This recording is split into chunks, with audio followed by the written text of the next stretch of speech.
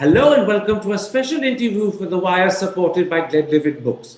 Much of the press has painted a grim picture of the COVID situation in Kerala, and there's no doubt, with cases growing at 22,000 a day and averaging 50% of the national total, it is a disturbing picture. But there's a lot else that simply hasn't got the attention it deserves. I refer to the state's seropositivity level, its vaccination achievements, its testing levels, its case fertility rate, and of course, its overall excellent healthcare. So when all of that is taken together, does the image of Kerala change? That's the key issue I shall explore today with Professor of Virology at the Christian Medical College in Vellore and a member of the COVID working group, Gagandeep Kang. Professor Kang, I want to spend this entire interview on Kerala. The state, as you know, represents 2 to 3% of the country's population, but at the moment, it's averaging 50% of the daily increase in COVID cases. How do you explain that? I think the best explanation for what's happening in Kerala comes from the ICMR's 4th National Serosurvey.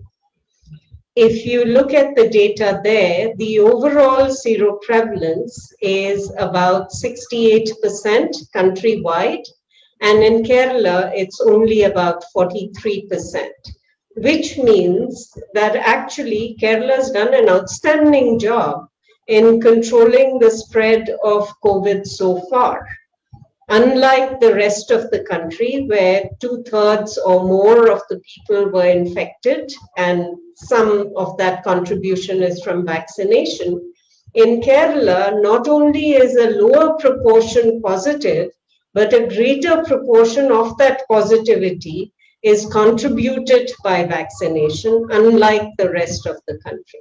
So what we are seeing now as a large number of cases, a large proportion of the national numbers coming from Kerala, is a result of Kerala having done a good job in flattening the curve of the pandemic. Let me add to what you're saying, the vaccination figures from Kerala. I'll just repeat for the audience first, the seropositivity ones. Kerala seropositivity is said to be between 43 and 44%.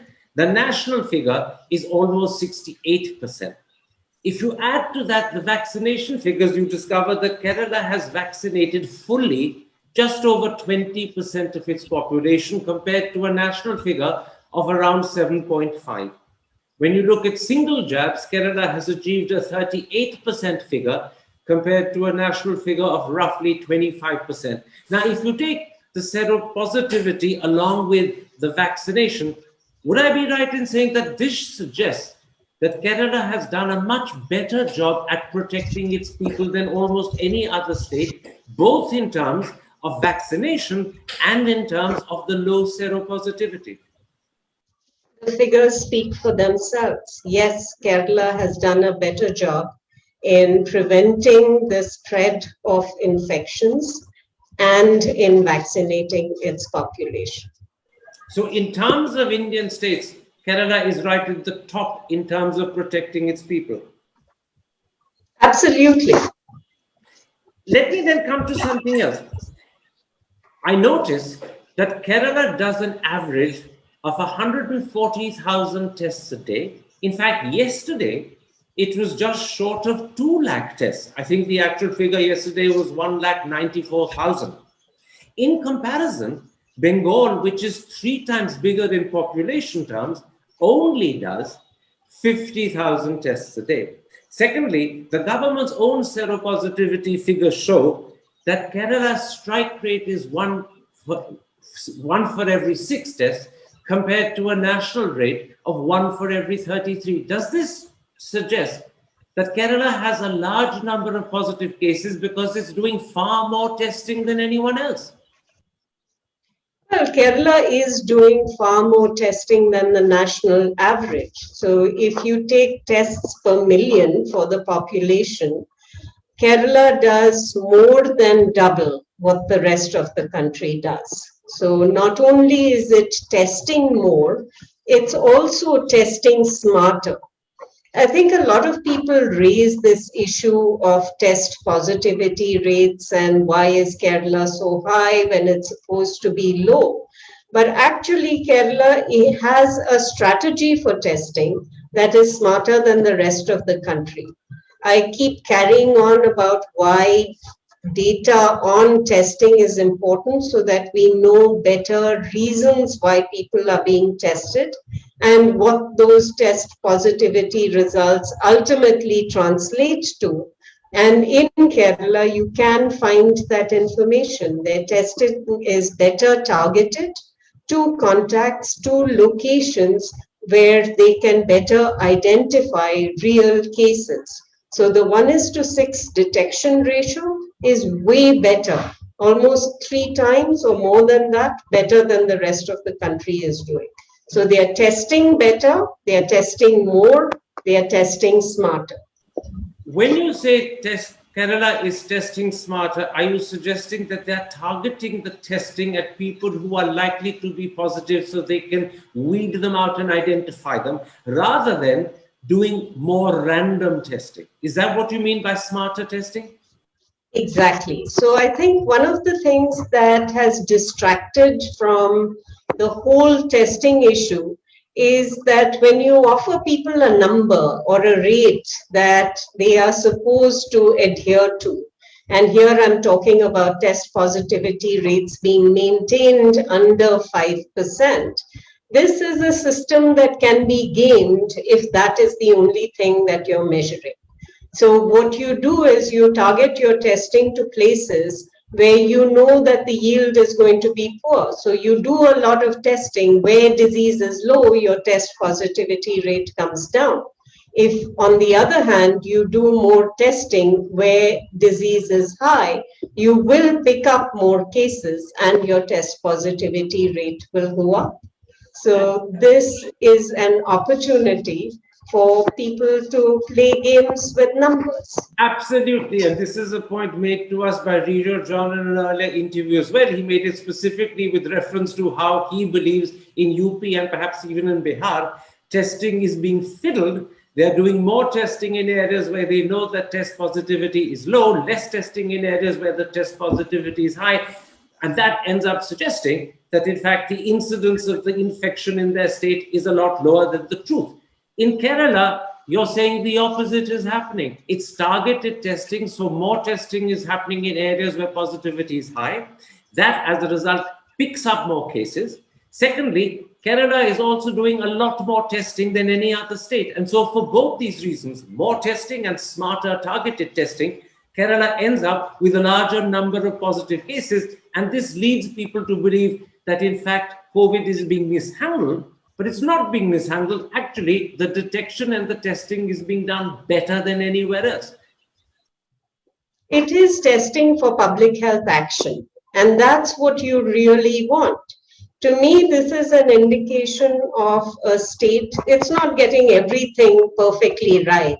I think having celebrations for Eid, having election rallies was not the right way to go. But despite all of that, they have been able to manage their COVID problem better than pretty much any other state in the country. The southern states, particularly Tamil Nadu and Kerala, are doing very well in not overwhelming the healthcare system and using testing well.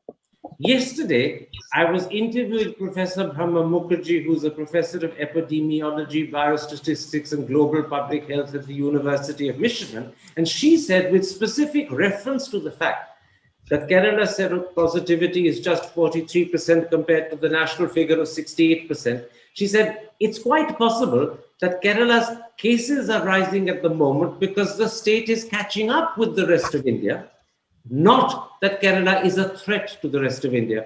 To what extent would you agree with that? So I think there are two parts to that.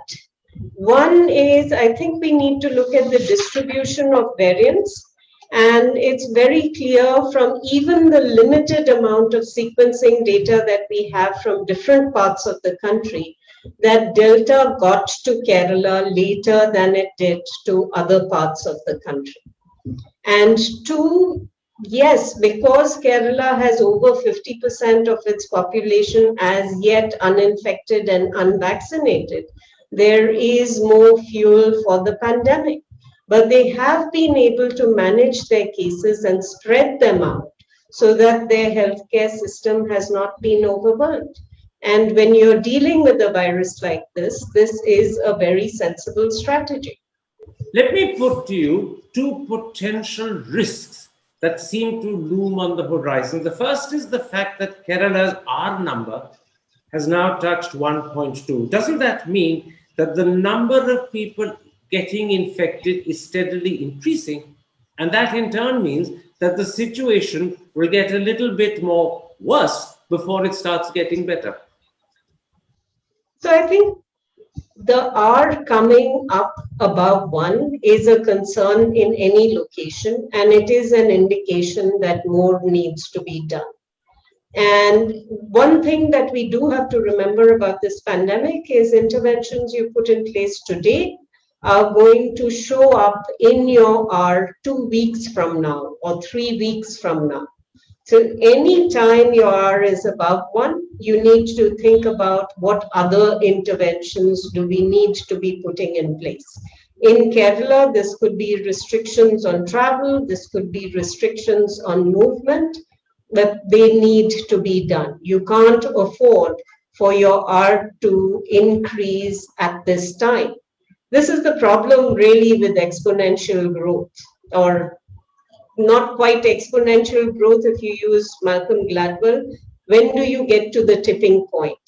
I think when numbers are low, things are very unpredictable. As soon as numbers begin to become large, then the trajectory in the short term at least becomes more predictable. And I think Kerala is at that point where they need to be ensuring that something is being done to bring the R down. And that's something you said should be restrictions on travel, maybe even restrictions on movement. In other words, something that sounds like partial lockdowns in perhaps targeted areas. Well, I think the restrictions have to be that prevent interactions of infected people with uninfected and susceptible people. There are multiple ways you can do that. Restrictions on movement is one. All the non-pharmaceutical interventions that we have are obviously an approach to doing that. Improving vaccination and making sure that you have better isolation and quarantine are ways of handling this too.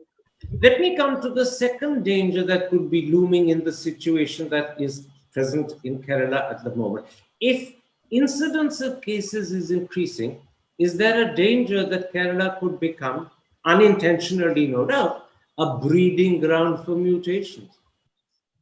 Oh, absolutely. No question. Anywhere where you have unchecked replication of the virus is a potential place where variants and potentially dangerous variants can arise. Will it be Kerala? Will it be somewhere else? It's completely unpredictable.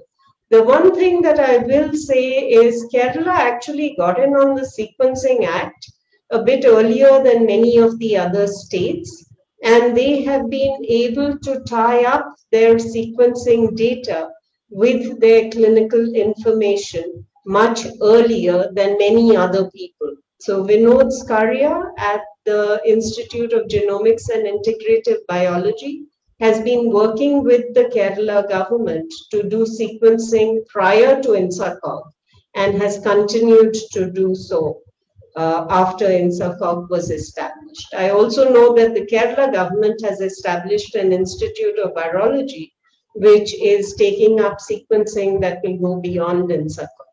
So what you're saying in that answer is that although cases in Kerala are increasing, and whenever cases increase, there's a danger of new mutations happening, Kerala nonetheless is trying to stay on top of it by effective genome sequencing done through the center you mentioned in Delhi and Mr. Skaria. And therefore, to the extent it can monitor the possibility of new mutations happening, Kerala is keeping its eye on the ball. It's not letting this ball drop. And I certainly hope things stay that way for Kerala. They've done a good job so far, and I hope they continue to do so in the future. One more question about Kerala, because this is another aspect of Kerala that isn't quite well understood outside the state. Cases may be increasing at a rate of 22,000 a day, but I noticed that hospital occupancy is under 50%. ICU occupancy is under 50%. Use of ventilators is under 50%. So, though cases are rising, and that is a concern, no one denies it, but the healthcare system is not under stress. It's coping at the moment pretty adequately.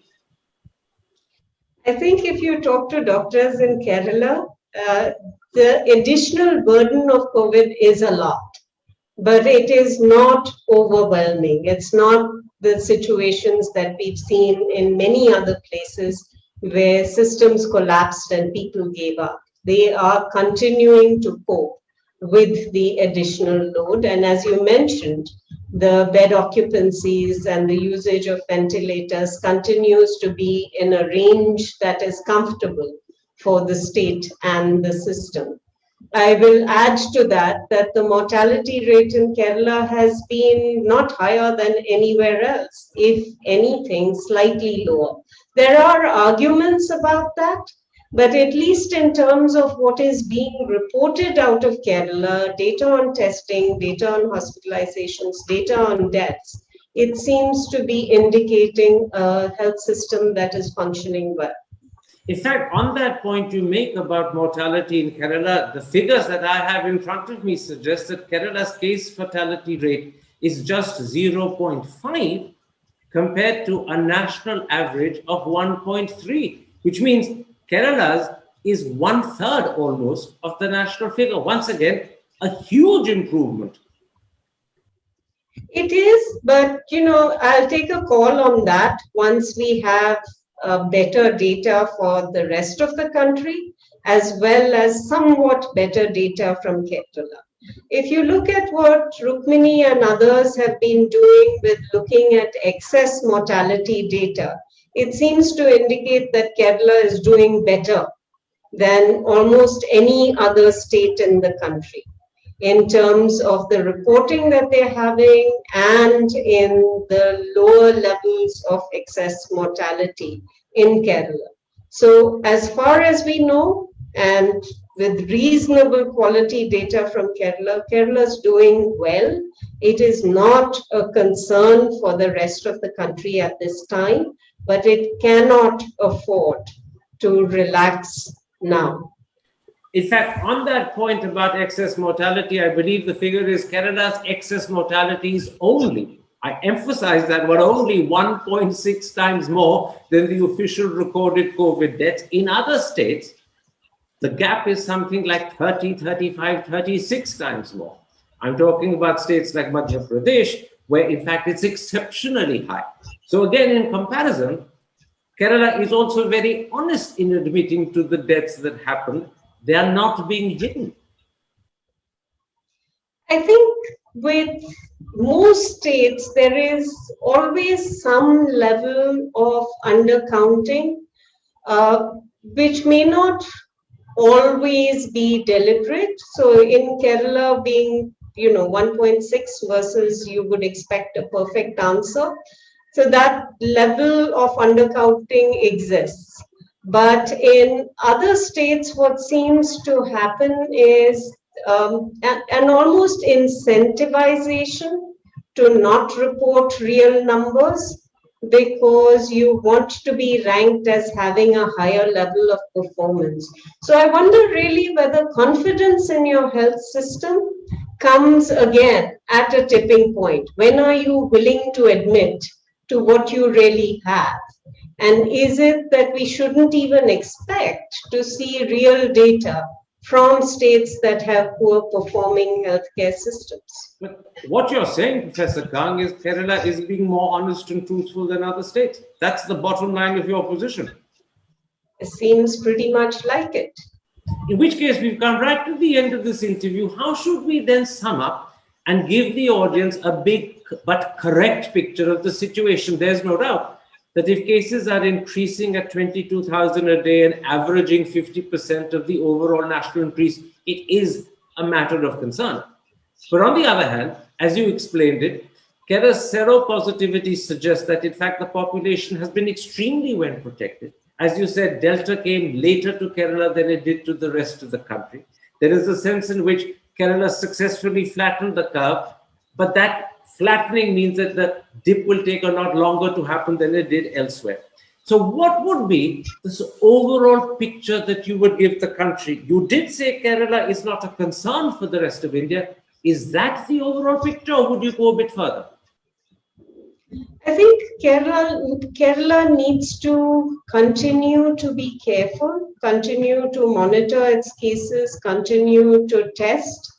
I would probably ask that Kerala give us more data on what tests are being applied where, how much is RT-PCR and how much is rapid antigen, and the purpose for which that testing is being done. Now, targeted testing we know, but we don't have a breakup, let's say by district level, that we can match against seropositivity rate to look at the levels of control that are required for each district. But would you say to people who read the papers, look at the increase every day of cases in Kerala and start to panic, that is only part of the picture. Look at the full picture and you will discover that in fact COVID is being handled rather well in Kerala, probably better than in most states. And Kerala, as you said yourself, is not a cause of concern for the rest of India. I think if we just look at the numbers, that's a very small part of the overall picture. And it needs to be placed in context. And the context is that Kerala is doing a good job of testing, a good job of healthcare, and a good job of vaccination.